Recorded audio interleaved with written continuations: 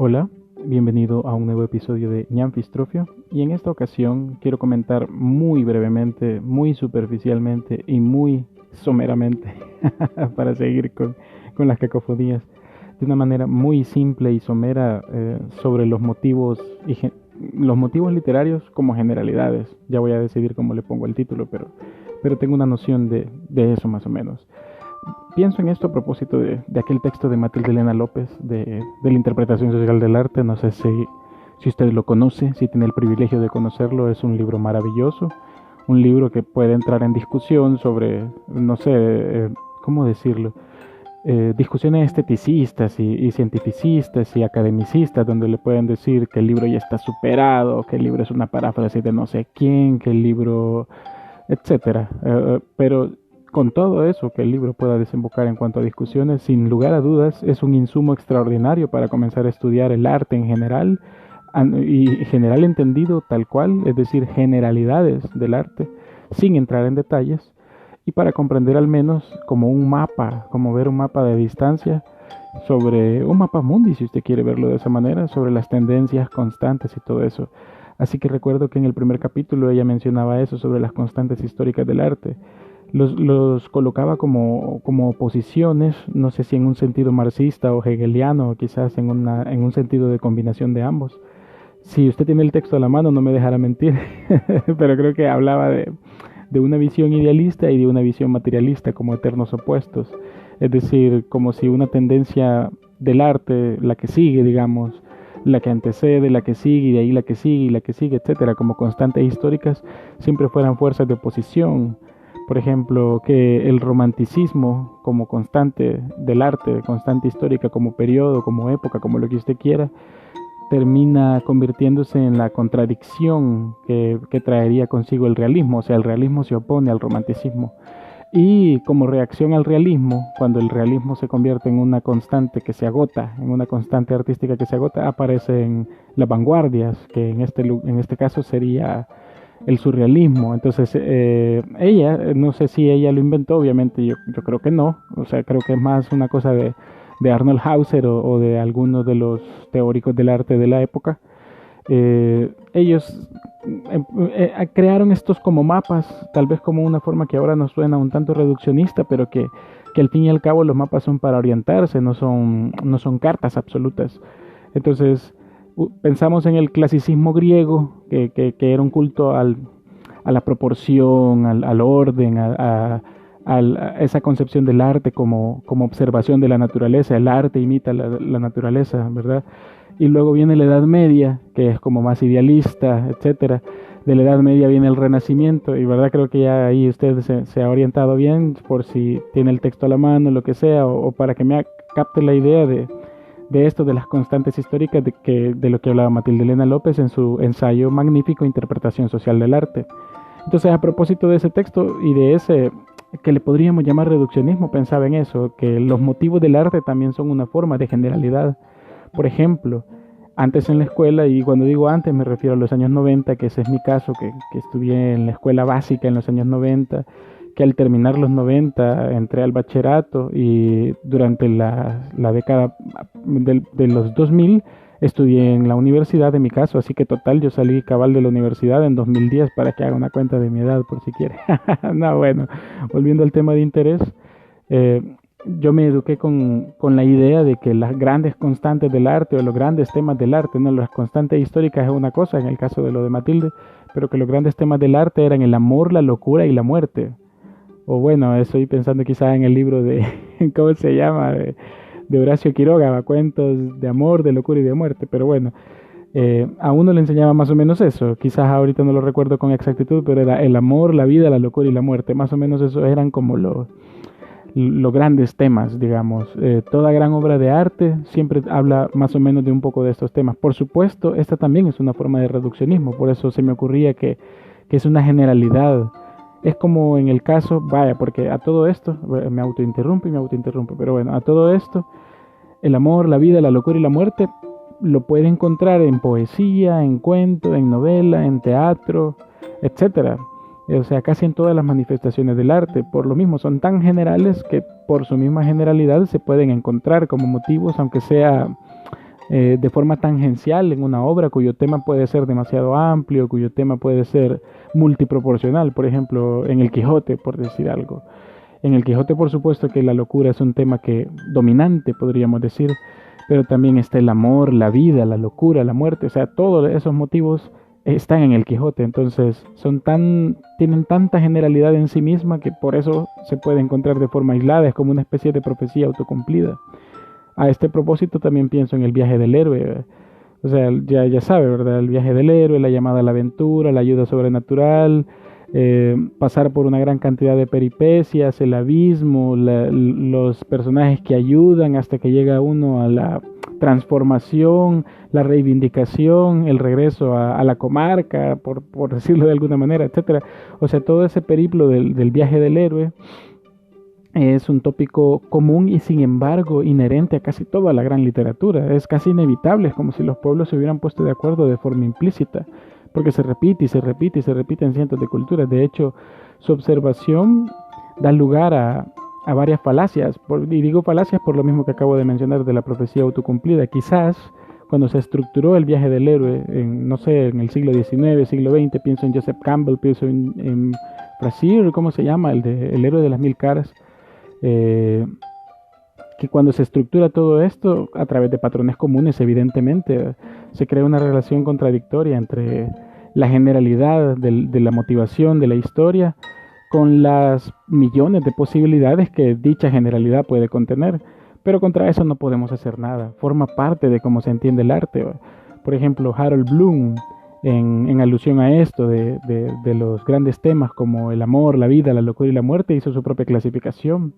Una clasificación que incluso peca de autorrepetitiva y sin embargo no lo puede evitar, porque ¿cómo resumir en patrones 24 siglos de tradición literaria, por ejemplo, de Occidente, ya no digamos contar Oriente, o sea, toda la literatura del mundo? Entonces él, por ejemplo, lo clasificaba, si no me recuerdo mal, desobediencia civil, esclavitud. Él lo hacía como en relaciones de oposición. Por ejemplo, él decía que la desobediencia civil son aquellos libros que nos llaman a transgredir, como su nombre lo dice, el orden social establecido. Usted piensa en desobediencia civil y piensa, no sé, en Antígona de Sófocles. O vaya, para poner una, una referencia más reciente, piensa en el Club de la Pelea de Chuck Palahniuk, ¿verdad? O tenemos por el otro lado la esclavitud y emancipación, que también es una oposición que va de la mano, pero uno escucha esclavitud y emancipación y piensa en el Éxodo, por ejemplo, de la Biblia. Pero también podemos pensar en Rebelión en la Granja de George Orwell. Incluso entra quizás en este punto 1984, aunque sería un antigénero, digamos, si lo cerramos a esclavitud y emancipación. 1984 lo tiene como motivo y sin embargo no se logra el fondo. Pienso en Fahrenheit 451 de Ray Bradbury o Un Mundo Feliz de Aldous Huxley o La Madre de Máximo Gorki. O sea, si se fija también se puede encerrar, ¿verdad? O sea, esta clasificación lo permite. Está también la exploración y colonización como gran tema, que es un tópico que se parece bastante a las dos que acabo de mencionar, pero se diferencia en que los protagonistas suelen tener desconocimiento inicial de las tierras que visitan. O sea, aquí entra el mito del buen salvaje. O bien, digamos, resulta que el héroe lleva la civilización al lugar, ¿verdad? Entonces, depende del lado donde se vea, porque tenemos la cara de 100 años de soledad, por ejemplo, que ellos exploran nuevas tierras, que en este caso fundan Macondo, pero Macondo pasa por todas las peripecias que la llevan hasta su autodestrucción, y perdón por el spoiler, por si alguno no la había leído. Pero aquí entran todas esas novelas colonialistas como las de Mark Twain, no sé, o no sé, El corazón de las tinieblas de Joseph Conrad, o el Robinson Crusoe de Daniel Defoe, y así. Y bueno, podría seguir una larga lista. Me acuerdo yo que él mencionaba el renacimiento y renovación. Renacimiento y renovación, de que era, creo que era aquello de que ahora le llaman el Bildungsroman, que bueno, no sé, creo que aquí me voy a confundir. De ahí estaba, recuerdo, El sueño de la utopía, El tabú, el pícaro o el embaucador, así lo denominaba Harold Bloom, como un personaje o motivo principal. El humor negro, la alienación, el pecado y la redención, lo grotesco, la sexualidad humana como tema del arte, que eso es evidente, casi que está inherente a toda la literatura, el viaje del héroe, lo sublime, muerte y agonía, y la prueba del laberinto, que esa solía ser como esta a la que se han dedicado por años los mitógrafos y que también está íntimamente relacionada con el viaje del héroe. Uno pasa por una serie de iniciaciones hasta llegar a la iluminación. Pero, en fin, esa clasificación de Harold Bloom que da para explayarse con grandes detalles. Yo solo he hecho un comentario demasiado somero y absurdo de mi parte. La verdad, pensándolo bien, esa clasificación de Harold Bloom es bastante formidable, pero merecería cada una de ellas un comentario aparte, ¿verdad? Sobre todo por los ejemplos literarios, porque tal vez uno puede dar una definición, pero sin ejemplos concretos se siente demasiado en el aire, y creo que así se me va a escuchar cuando ya se escuche el capítulo finalizado.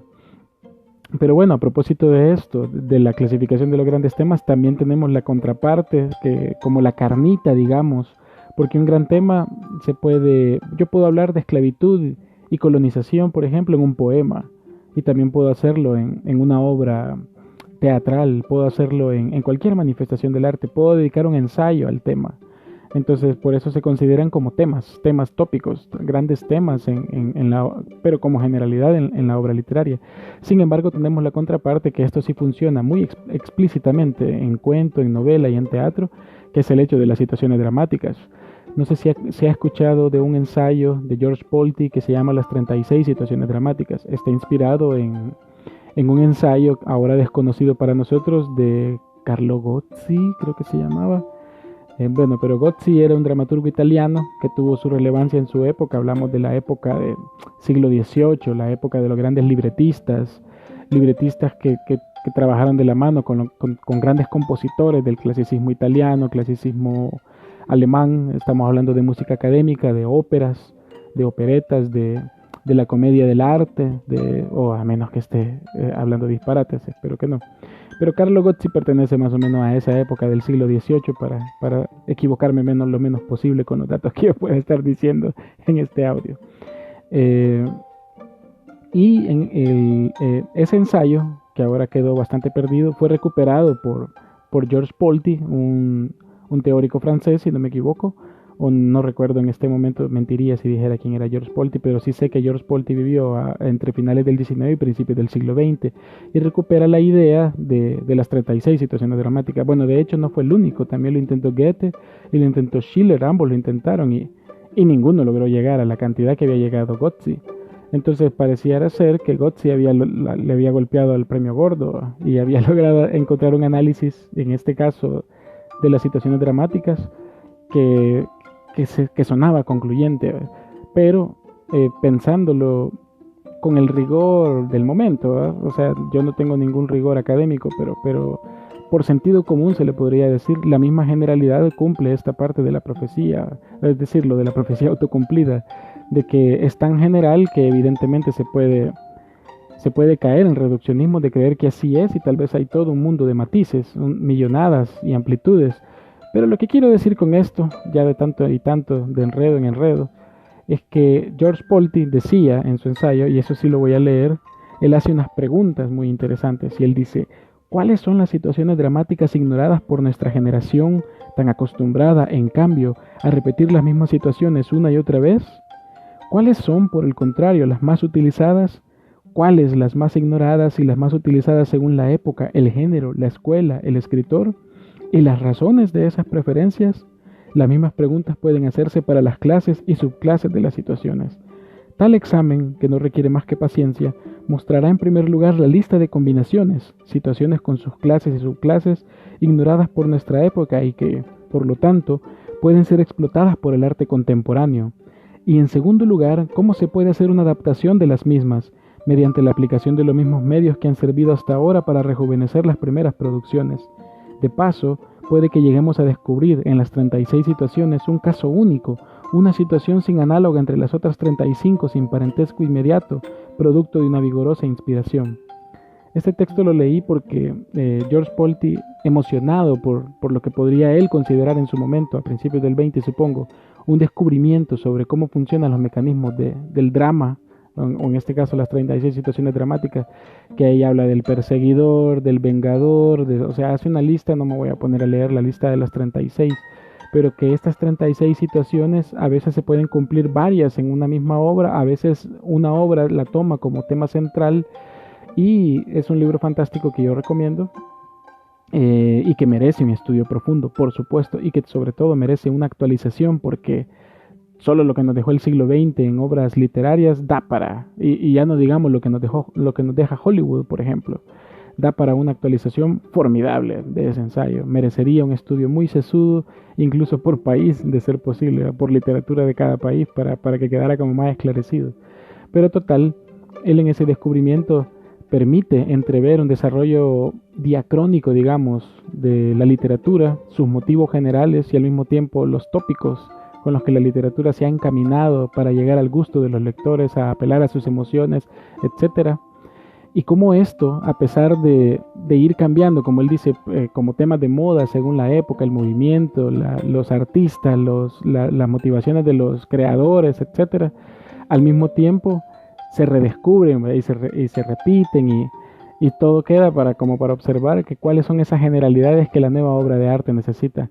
Total, quizás para ir cerrando este tema, porque de todos modos solo era un comentario sobre generalidades, hay que pensar ahora, a veces no tenemos, digamos, temas a la hora de crear o temas a la hora de disfrutar una obra de arte, o sentimos que los que ya hay están desgastados, olvidando el factor humano, que por muy generalidades, por muy tópicos que parecen repetitivos o que cualquiera podría reducirlos al viaje, como el viaje del héroe, podrían reducirlos a ciertos parámetros, en realidad está en medio el factor humano, la misma alegría, miedo, terror, felicidad, la misma congoja, incertidumbre, la misma sensación de extrañamiento también la sintieron hace 24 siglos, con todas las diferencias que usted le quiere establecer, pero miedo es miedo, valor es valor, valentía es valentía, venganza es venganza, y así podríamos empezar con la larga lista de las 250 y tantas emociones, no recuerdo cuántas dicen los teóricos que son, que también podrían ser reduccionismos dadas las millones de variables y combinaciones que podemos hacer entre ellas. Y en fin, si me escuchó toda esta perorata hasta aquí, le agradezco mucho. Espero que me acompañe en el próximo episodio. Muchas gracias y hasta luego.